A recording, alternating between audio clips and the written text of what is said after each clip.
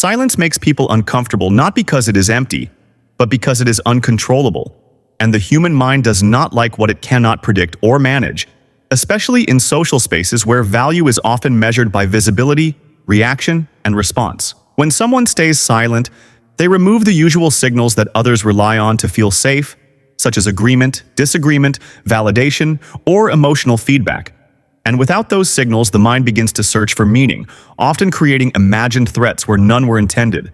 Most people are trained to believe that conversation is a form of connection, but beneath that belief lies a deeper truth that conversation is also a form of control. Words allow people to steer perception, explain themselves, defend their image, and soften how they are seen.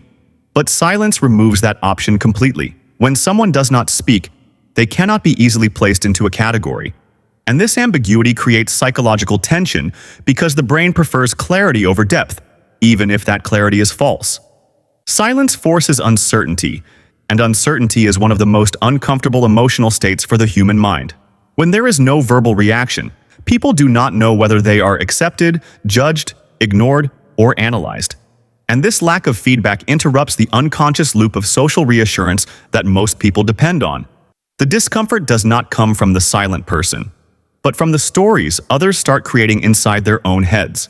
Talkative people often feel the most threatened by silence, not because they enjoy speaking, but because their identity is tied to being heard and acknowledged. Words become a way to confirm their presence, their relevance, and their influence. And when someone listens without reacting, it removes the mirror they rely on to see themselves. Silence does not compete with their voice, but it exposes how much their confidence depends on response. Silence also challenges ego in a way that arguments never can.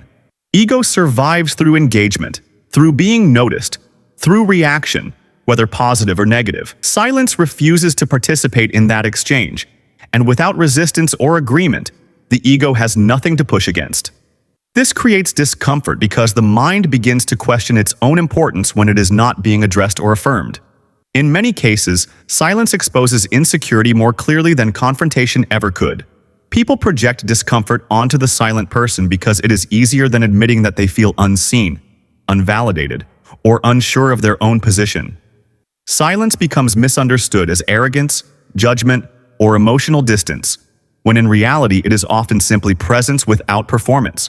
Power dynamics shift dramatically when one person speaks and the other does not react. The speaker gives information, emotion, intention, while the silent person gives nothing away. And in psychology, information asymmetry creates power.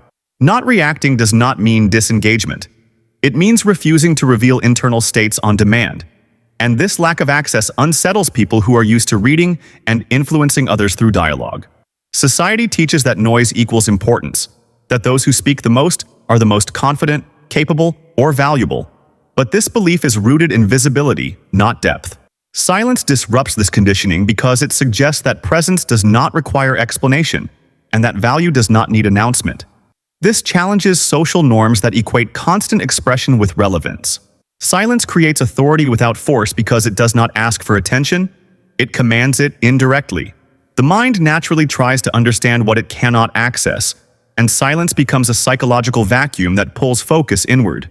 People feel uncomfortable not because silence is aggressive, but because it turns attention back onto themselves, revealing thoughts and insecurities they usually avoid. In the end, silence is not a weapon, a strategy, or a statement. It is simply a space where projection becomes visible and self-awareness becomes unavoidable. When you understand this, you stop feeling responsible for other people's discomfort, and you realize that being silent is not about withdrawing from the world, but about no longer explaining yourself to it.